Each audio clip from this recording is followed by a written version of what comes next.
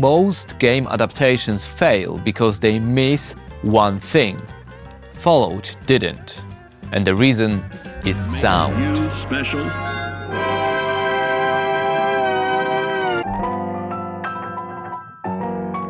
Securitrons, the PDQ-88B monowheel robots, protect the Strip in New Vegas.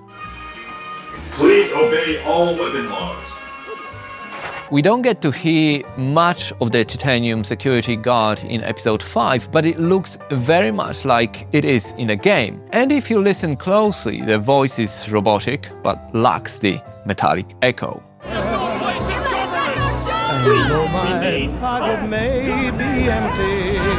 But we get to hear much more from another Securitron, Victor, created by Mr. House to keep an eye on us. You need to be careful. It's dangerous out here. In the series, Ghoul is the one who meets Victor.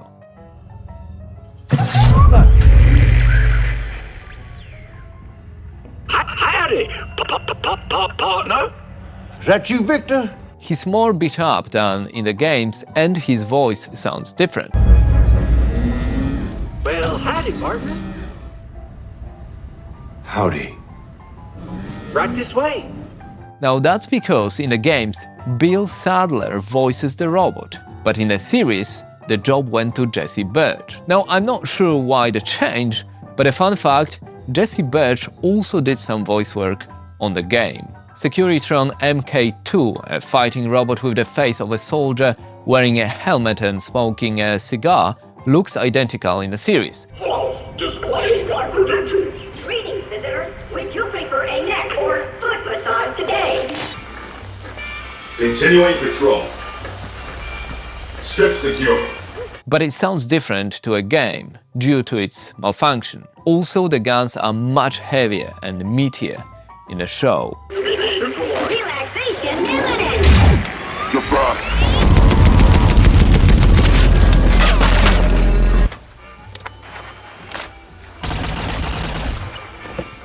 Fisto says exactly the same line in the games and in episode 5, which is a fun Easter egg. Fully integrated security technotronic officer active and reporting for duty. Fully integrated security technotronic officer active and reporting for duty. It looks identical, but we don't get to see the other services that the robot offered in the games. Please assume the position. Servos active.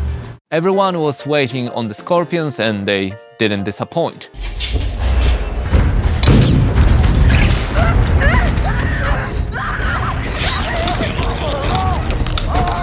They sound a bit more squeaky for the cinematic effect. In the games there is rustling and quick steps.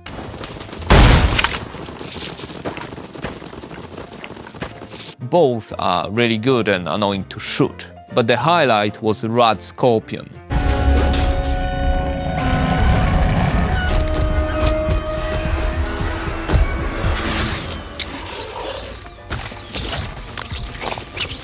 And again, barring the music and a dramatic scene, they actually sound and look very accurate and deadly.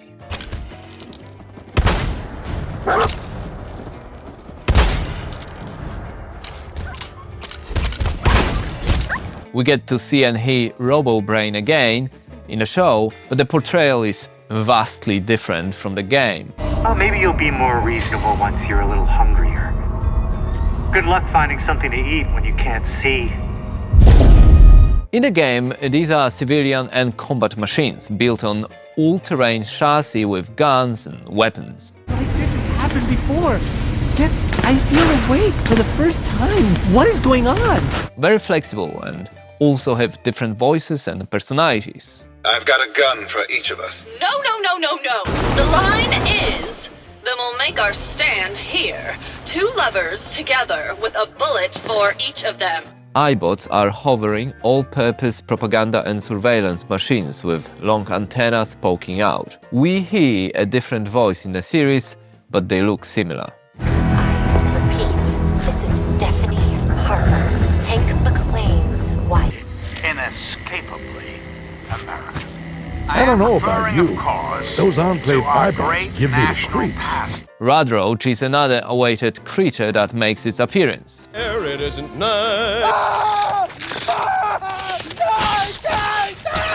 Now, these great American cockroaches are very irritating and frustrating to kill, but the one from the show looks and sounds much scarier. For the dramatic effect, of course.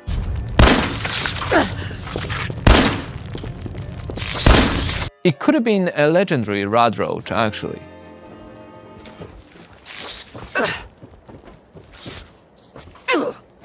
I called it in my first video. We get to see and hear Deathclaws in Season 2.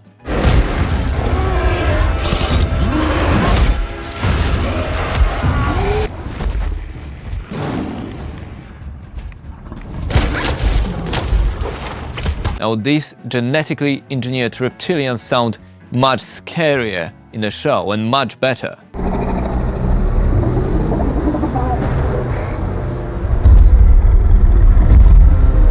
Not every ghoul turns feral, regressing into a wild animalistic creature.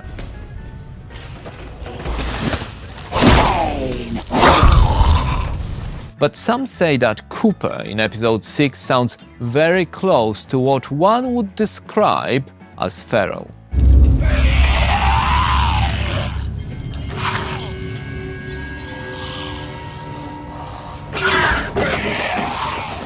Now, talking about ghouls, we get to see what happened to the Kings, Elvis impersonation street gang that we meet in the game. Oh, I know it says school out front, but everything in here seems to be related to the worship of some guy from back in the day. Super mutants are very hard to kill.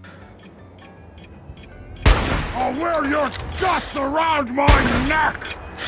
But some of these large humanoid monsters are quite friendly and stupid.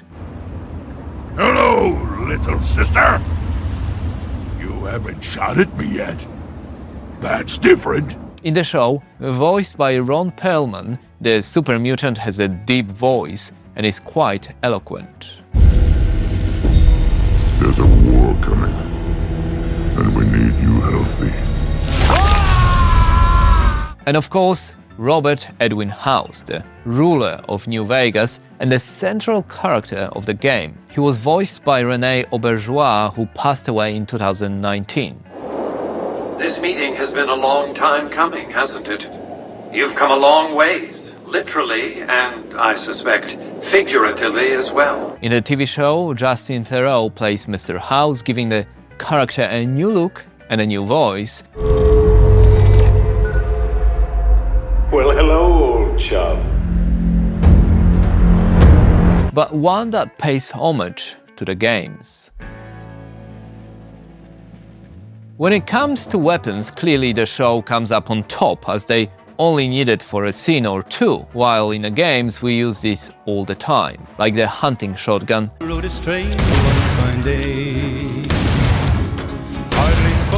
Sounds much more meaty in the show. Is the grenade launcher in the games that sounds more like a shotgun. We see its full potential in the first episode of the second season.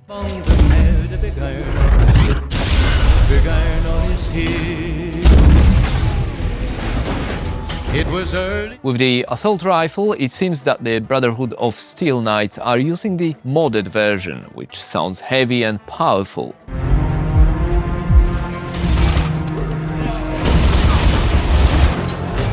The rifle from the games is standard, it's not bad. Minigun, though, sounds much faster in the games, like I imagine. And one in the series is much slower and heavier. Now, that's because of the scene, right? But I also like to think that they may be using an older model too.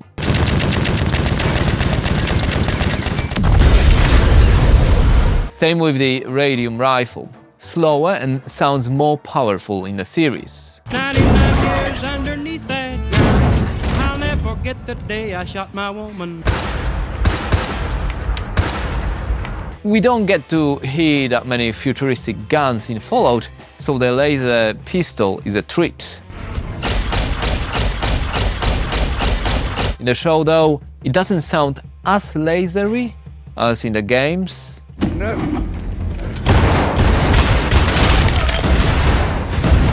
But 10mm sounds just like one, and both games and the show are nice to listen to. Ooh.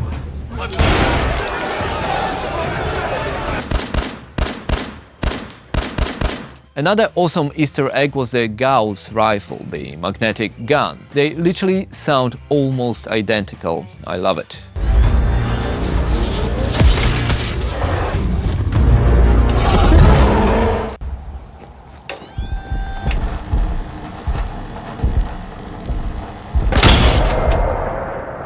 But the Super Sledgehammer must sound heavier in the series, as it only makes a short appearance. It needs to make a good sound impression.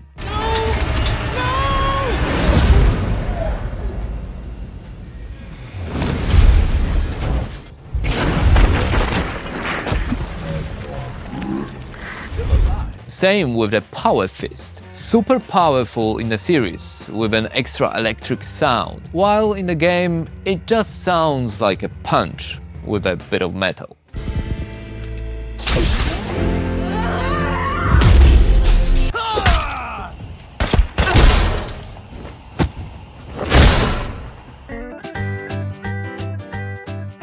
Substances are an important part of Fallout, so it's expected to see a fair share of them in a show. Jet, a highly addictive chem, makes its appearance, sounding very close to the original.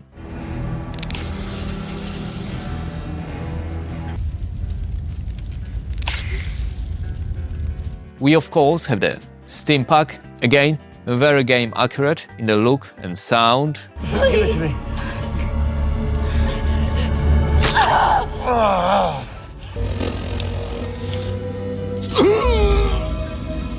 Addictol, an anti-drug consumable, gets better treatment in the show, so the sound is prolonged and more focused.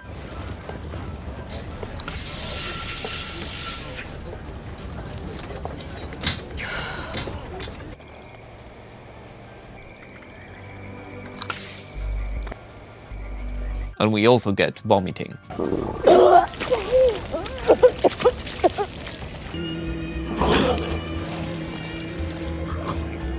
Another fun Easter egg is Sunset Sarsaparilla, a direct competition to Nuka-Cola. The bottle cap factory makes its appearance in the show, as well as the iconic sound of the bottle cap twist.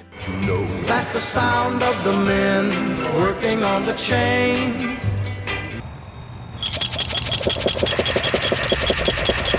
We also get to see Mr. House's helmet, but in the game there are way more electrical clicks and buzz surrounding it.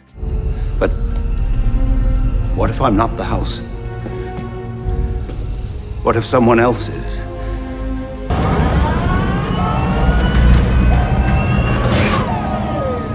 Whack, a commie arcade game, appears for a brief moment, but it does resemble the concept from the game. They sat around that table.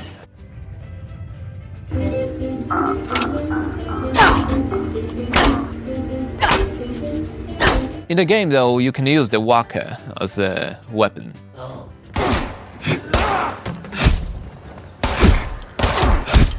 Now, one of the coolest scenes is the nuclear test we see in the first episode of Season 2, which is of course based on Fallout 4 beginning. Go. Residents of Sanctuary Hills, if you are registered, evacuate to Vault 111 immediately. We get the Vertibird, the Vault-Tech van, and the Rep, as well as the sirens. Make the world go away.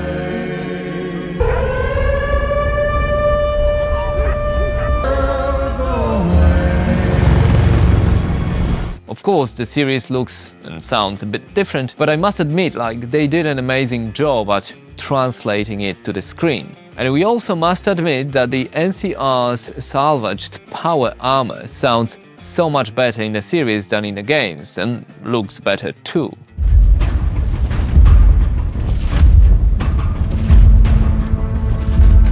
Stop right there. No one is allowed into the control room. You shouldn't be here. It's best if you just move along. Power armor jetpack sounds much more powerful in the series, although the flames are more prominent in the game.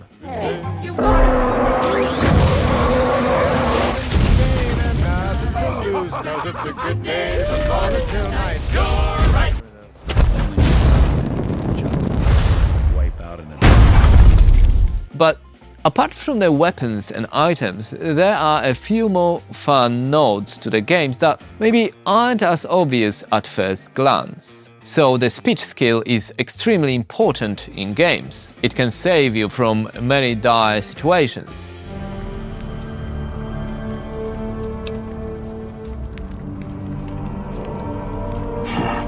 My coming would have saved you, set your people free in ways they cannot see. So it's funny when Lucy fails so miserably at her charisma test. Hi, excuse me.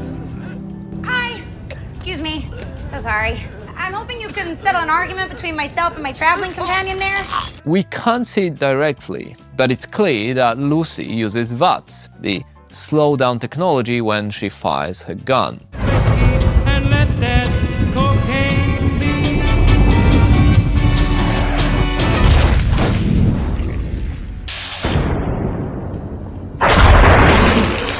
With better and worse results.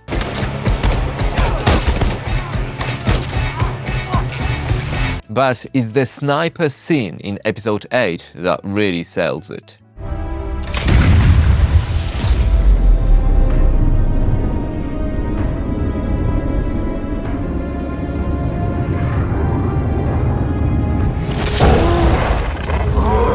We get to hear Ghoul trying to get Dogmeat to use the fetch skill.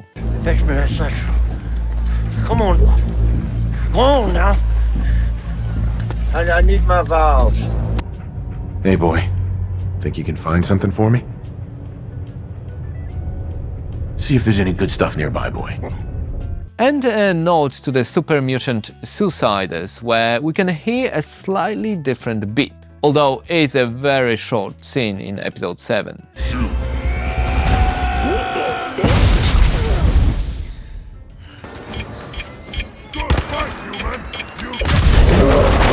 For years, people have been asking why cars in Fallout explode.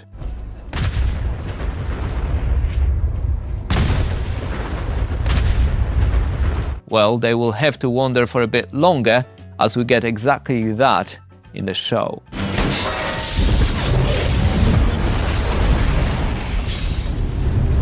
Cryopods, which, to be fair, look and sound quite different, but they have the same function.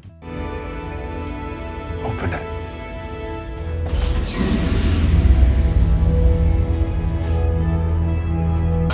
Oh, God!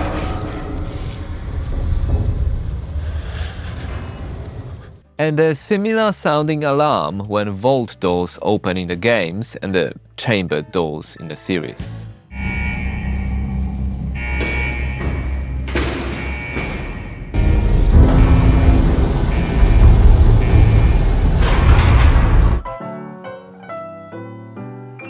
One of the, if not the most important aspects of the Fallout games. We get a few familiar tunes in the latest season. It's All Over But the Crying by the Ink Spots, featured both in the Fallout 4 promo, it's quite quiet, as well as the Season 2 teaser. It's all over, but the cry. What do you think, huh? Beard or no beard? We get to hear Big Iron by Marty Robbins, which featured on Fallout New Vegas radio.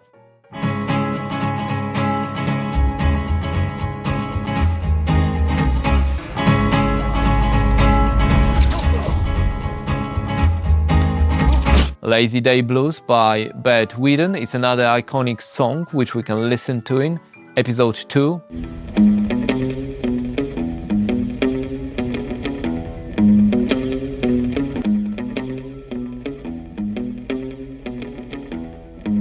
Accent 2.8, the positive by Johnny Mercer, had different versions throughout the games and the show.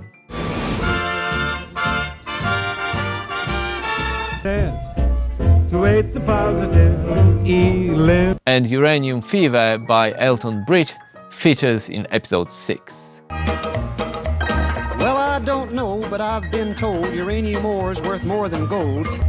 Well, I don't know, but I've been told uranium ore is worth more than gold. New Vegas is still my top Fallout entry, and I was very excited when they announced that Season 2 would be based on the game. Now, in my view, the Fallout series is a great example that TV adaptations can both stay true to the source material and tell new stories. Season 2 is funny, the production is outstanding, and of course, it sounds great. Thanks for watching. Okie dokie.